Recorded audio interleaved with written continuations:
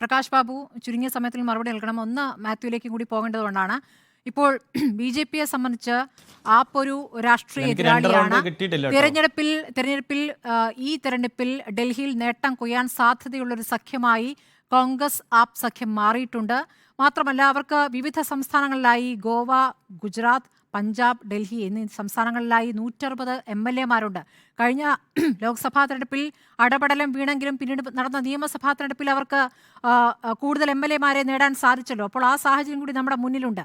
അപ്പോൾ അങ്ങനെ വരുന്ന ഒരു പാർട്ടി ഇല്ലാതാവുക എന്നുള്ളത് പ്രധാനമാണ്, പ്രത്യേകിച്ച് നിയമസഭാ തെരഞ്ഞെടുപ്പ് കൂടി അടുത്തിരിക്കുന്ന ഘട്ടത്തിൽ ഡൽഹിയിൽ.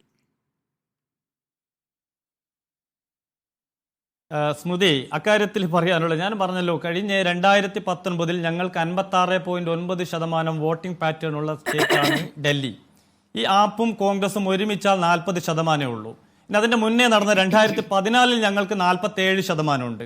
ആ സമയത്തും ഇവർ രണ്ടുപേരും ചേർന്നാൽ ഞങ്ങളുടെ അടുത്തെത്തിയിട്ടില്ല. അപ്പോൾ ഞങ്ങളെ സംബന്ധിച്ചിടത്തോളം ഒരു പരാജയ ഭീതിയുമില്ല. ഞങ്ങൾ 400 സീറ്റ് കടക്കാൻ ശ്രമിക്കുന്നവരാണ്, അവർ 40 സീറ്റ് കിട്ടുമോ എന്ന് ശ്രമിക്കുന്നവരാണ്.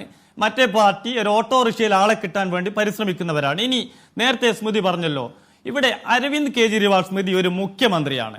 എന്താണ് ഇലക്ഷൻ സമയത്ത് അറസ്റ്റ് ചെയ്തു എന്നല്ലേ താങ്കൾ ചോദിച്ചത്? 2022 സെപ്റ്റംബറിൽ ആദ്യ അറസ്റ്റ് നടന്നു ഈ കേസിൽ. 2023 ഫെബ്രുവരിയിൽ സിസോദിയെ അറസ്റ്റ് ചെയ്തു. അതിനുശേഷം താങ്കൾ നോക്കൂ സ്മൃതി, 2023 ഒക്ടോബർ മാസം 30 മുതൽ ഒക്ടോബറിൽ ഒരു സമൻസ് അയക്കുന്നു, ഡിസംബറിൽ 2 തവണ, ജനുവരിയിൽ 3 തവണ, വീണ്ടും ഫെബ്രുവരിയിൽ അയക്കുന്നു. ഞാൻ ചോദിച്ചോട്ടെ, ഒരു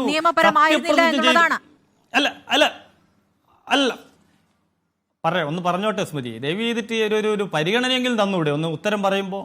അപ്പോൾ ഒരു മുഖ്യമന്ത്രി എങ്ങനെ ഒരു കേസിൽ സ്വാഭാവികമായിട്ടും മനീഷ് സിസോദിയയുടെ ചോദ്യം ചെയ്തതിൽ നിന്ന് കിട്ടിയതിൽ നിന്ന് എന്തോ ചോദ്യം ചെയ്തതിൽ ഇദ്ദേഹത്തിൽ നിന്ന് ലഭിക്കണമായിരിക്കുമല്ലോ. കൂട്ടുപ്രതികൾ ഒരുമിച്ചിരുന്ന് ചോദ്യം ചെയ്യേണ്ടി വരും. കവിതയെ കഴിഞ്ഞ ആഴ്ച ചോദ്യം ചെയ്തു, കവിതയോടൊപ്പം ചോദ്യം ചെയ്യേണ്ടി വരും. അപ്പോൾ ഒരു ഇ ഡി ഒരു മുഖ്യമന്ത്രിക്ക് 9 തവണ സമൻസ് കൊടുത്തിട്ട് വരാതിരിക്കാൻ ഇ ഡി എന്താ ഇപ്പൊ അവിടെ അരവിന്ദ് കെജ്രിവാൾ നീതി പാലിക്കണം എന്ന് പറഞ്ഞ് വീട്ടിന്റെ മുന്നിൽ സത്യാഗ്രഹം ചെയ്യുകയാണോ വേണ്ടത്?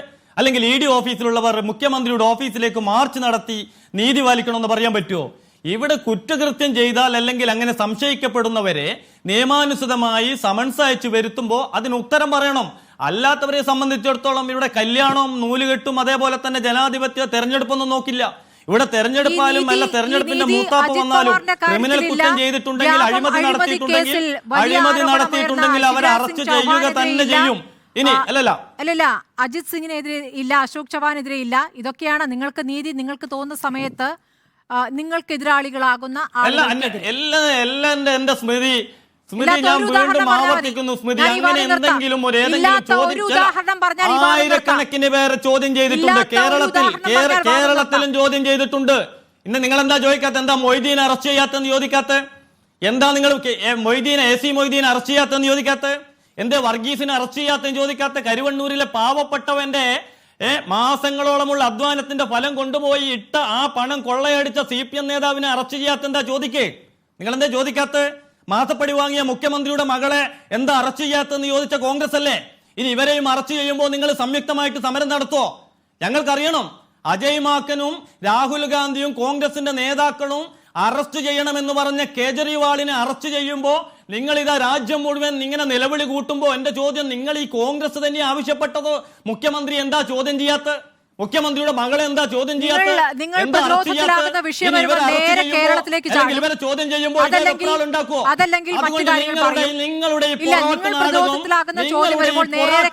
രാജ്യവ്യാപകമായി നടക്കുന്നത് എന്ന് നിലപാടേ ഉള്ളൂ. അഴിമതി നടത്തിയാൽ കുറ്റകൃത്യം ചെയ്താൽ ഏത് കൊലക്കമ്പനാലും അവകാശ ലംഘനമുണ്ടെങ്കിൽ നിയമപരമായിട്ടുള്ള അവകാശ ലംഘനമുണ്ടെങ്കിൽ നിങ്ങൾ കോടതിയിൽ പോകണം. അതുകൂടെ പറയൂ. നിങ്ങൾക്ക് ഈ രാജ്യത്തെ രാജ്യത്തെ കോടതിയിൽ വിശ്വാസമുണ്ടോ? നേരം പുലർത്തുമ്പോൾ താങ്കൾ ഈ ചില കാര്യത്തിൽ മാത്രം കോടതിയുടെ കാര്യം ചോദിക്കണ്ട, ചില കാര്യത്തിൽ നിങ്ങൾ ഈ കോടതിയുടെ കാര്യം ചോദിക്കണ്ട. ചോദിക്കും, ചോദിക്കണ്ട. ഇലക്ടറൽ ബോണ്ട് വിധിയിൽ എന്താണ് നരേന്ദ്രമോദിയാണ് നിങ്ങളുടെ പ്രശ്നമെങ്കിൽ നരേന്ദ്രമോദിയാണ് നിങ്ങളുടെ പ്രശ്നമെങ്കിൽ ഇലക്ട്രൽ ബോണ്ട് വിധിയിൽ എന്താണ് അമിത്ഷാ പറഞ്ഞത്? അതിലപ്പുറം ഒന്നുമില്ല. ഇലക്ട്രൽ ബോണ്ട് വിധിയിൽ എന്താണ് അമിത്ഷാ പറഞ്ഞത്? സ്മൃതി, ഇലക്ട്രൽ ബോണ്ടിന്റെ പൈസ പറ്റിയവരാണല്ലോ രണ്ടുപേരും ഇവിടെ ഇരിക്കുന്നത്. രണ്ടുപേരും ഇവിടെ ഇരിക്കുന്നുണ്ടല്ലോ. അല്ലല്ല, കേന്ദ്ര ആഭ്യന്തരമന്ത്രി കോടതിയിൽ വിശ്വാസം താങ്കൾ ഈ ആവർത്തിച്ച് പറയുന്നതുകൊണ്ട് ആ കോടതി വിധിയോടുള്ള ആഭ്യന്തരമന്ത്രിയുടെ പ്രതികരണമാണ് ഞാൻ താങ്കളോട് ചോദിച്ചത്. ഇതിന് സമയമില്ല. ശ്രീ മാത്യു ആന്റണി പറഞ്ഞ് അവസാനിപ്പിക്കാം. സ്മൃതി, ഞാൻ ഒരേ ഒരു കാര്യം പറയുന്നുള്ളൂ. നരേന്ദ്രമോദി അഴിമതി നടത്തിയിരിക്കുന്നതാണ്. കയ്യിലല്ലേ? ഒരു മിനിറ്റ്, ഞാനൊന്ന് മാത്യു ആന്റണിക്ക് കൂടി സമയം കൊടുക്കട്ടെ. ഇവിടെയെങ്കിലും സമയം കൊടുക്കട്ടെ. കോൺഗ്രസ് തയ്യാറാവോ അന്വേഷണത്തെ നേരിടാൻ? ശരി, ശ്രീ മാത്യു ആന്റണി വേഗം പറഞ്ഞു. കൈതോലപ്പായയിൽ വെച്ച പണത്തിന്റെ അന്വേഷണം നേടാൻ തയ്യാറാവോ?